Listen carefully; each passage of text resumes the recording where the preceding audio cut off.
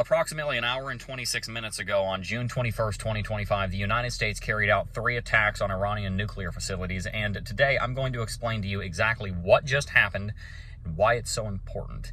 If you've been hearing the name FORDOW float around, I'm going to explain why that name is going to go down as one of the most important names in geopolitics in the 21st century. Let's get started. As you will well know, 9 days ago, the Israelis launched an attack on Iran, claiming that the Iranians were just weeks away from developing a nuclear weapon. Now, whether or not they were is obviously something that we don't know. There are videos dating back as far as 1992 to Netanyahu saying that the Iranians were weeks away from developing nuclear bombs. We don't know.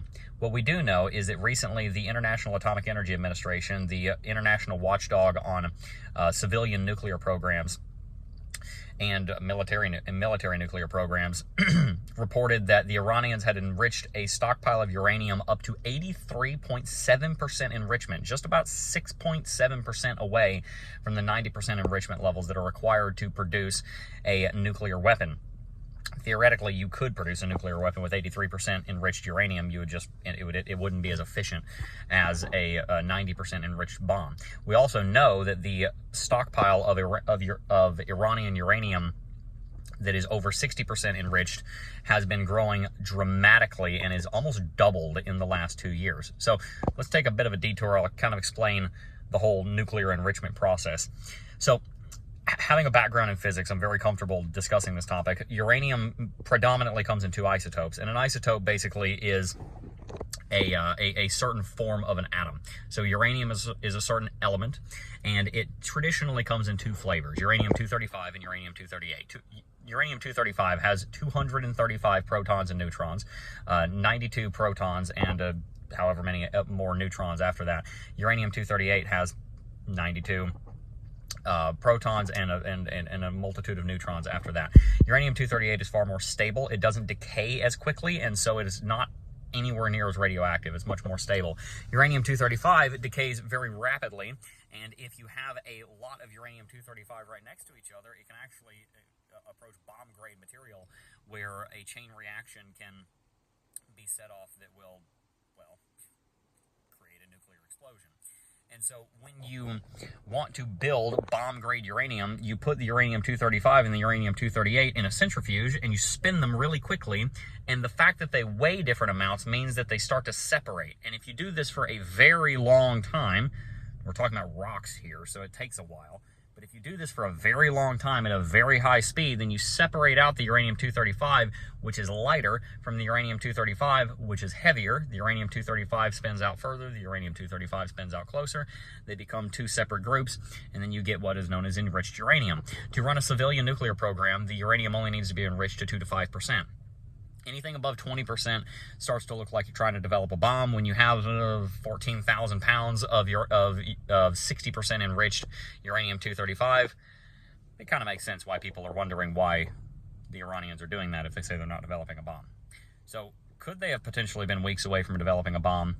We don't know.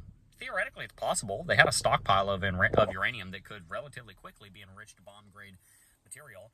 That being said, you don't just need uranium to develop a nuclear bomb. You also need a delivery device. You either need to be able to package it into a bomb and drop it from a plane, or you need to be able to put it on top of a missile. And it's not really determined whether or not Iran had those capabilities or whether they had a nuke at all. Regardless, for whatever reason, the President of the United States and Prime Minister Netanyahu believed that Iran was trying to pursue a nuclear bomb. And based on the fact that their enriched uranium stockpile was growing rapidly, you might say that there was a fair degree of concern there. Who knows? Nevertheless, that led President Donald Trump to carry out an attack on FORDOW, which was a buried bunker, basically a buried fortified complex for uranium enrichment. This was built over the last several decades. FORDOW is not a new facility, but part of the reason it was built so deep underground is because of what the Iranians saw in the earlier parts of this century, the last part of the 90s as well, with all of the different air campaigns that the West has been known for doing against Iraq, in the Persian Gulf War, in all of the different wars that we've seen in the Middle East. Air campaigns are something that are very commonly carried out in the Middle East simply because of the vast amount of distances that you're talking about. It's a lot easier to fly a jet 1,000 miles and drop ordnance than it is to roll a tank across a barren desert. And so FORDOW was built 280 to 330 feet below ground under the presumption that it would be impregnable and impenetrable and you would never be able to destroy it. This also kind of raises a question about why they were doing that for a civilian nuclear project, but anyway, regardless. In response to that, in response to a few other possible targets, the United States developed something called the GBU-57 bunker buster bomb. This is a 30,000-pound, 15-ton ordnance that is capable of tunneling 200 feet into the ground before exploding. And again, it was developed specifically for taking out FORDOW and a few other possible targets around the world. As far as I understand from my research, FORDOW was specifically thought about when this bomb was being developed. So this is kind of a custom-made ordnance for the job. And this is where I'm saying that this is decades in the making, what just happened. Trump initiating these attacks is going to send shockwaves around the world. I want to break down what a few of those shockwaves are going to look like. Let's start back home. In the United States, there are a great number of people that do not agree with this decision, many of them in the MAGA voter base in the first place. MAGA is kind of split right now. Trump has been very much opposed to protracted wars in the Middle East. That's actually part of the way that he got into office in the first place. But he's also been very much against Iran having a nuclear bomb for just as long. And so these two factions have erupted and seemingly cannot agree with each other of we cannot get any more involved in the Middle East than we already are, and Iran cannot have a nuclear bomb. These two factions are going to need to reconcile, or this kind of thing is going to rip the MAGA voter base apart, which is interesting because the MAGA voter base has already ripped the Republican Party apart. The United States, I'll talk about this in another video, but the United States is currently undergoing a massive political shift away from the traditional left and the traditional right that we've seen for the last 80 years. And we're moving into more of a very different direction that involves a lot of populism, that involves a lot of frankly, there's a lot of socialist tendencies in some directions, and so we're undergoing a major political upheaval in the United States. This decision by President Donald Trump is going to make that even more complicated, and we'll explore that and its implications in other pieces of content. As far as the Middle East is concerned, over the next 48 hours, be watching for retaliatory strikes. Iran obviously has a massive ballistic missile arsenal, and it is theoretically possible that they have a nuclear bomb. We don't know, but it is theoretically possible that they have one stashed away somewhere. There will almost certainly be retaliatory strikes on U.S. bases in the region. Every single base within about 2,000 kilometers of any part of Iran is going to be on high alert right now for missile attack over the next couple of days. Be watching the news very closely and be praying for U.S. servicemen and women in those regions, because it's going to get hot, and it's probably going to get hot fast.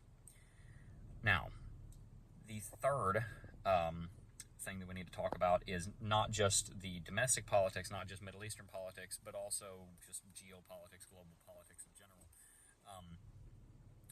This is going to have, frankly, extremely unpredictable impacts on U.S.-China relations, on U.S. and Russian relations, and on U.S. and Pakistani relations. It's very interesting. Pakistan actually just nominated Donald Trump for the Nobel Peace Prize for helping to broker the peace between India and Pakistan. I don't know if that was true. I saw that headline. I was like, that doesn't even look real. That's probably fake. But regardless, we had been making some inroads with the Pakistani government. We'll see whether that continues or not. Pakistan and Iran are friends.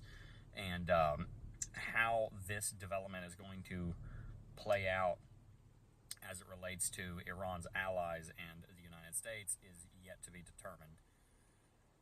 We should pray for peace.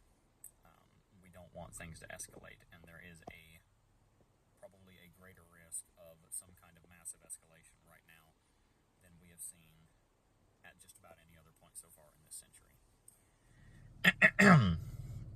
Now, how is this going to impact Bitcoin? Because, of course, we are a Bitcoin channel, right? Most of you probably stopped watching already because you're like, Joe, how's this have to do with Bitcoin? Well, to tie this into Bitcoin actually, surprisingly, rallied on this news, and it rallied by a lot. Bitcoin was, as we predicted, was going through a corrective movement. We had dropped down to $101,300 this morning in what seems to be the first leg towards 92, which we're starting to lean in the direction of. But after this news broke, Bitcoin actually rallied up to 103, and it rallied very quickly. And I've got to wonder whether or not this is because we did not immediately see news of massive retaliation.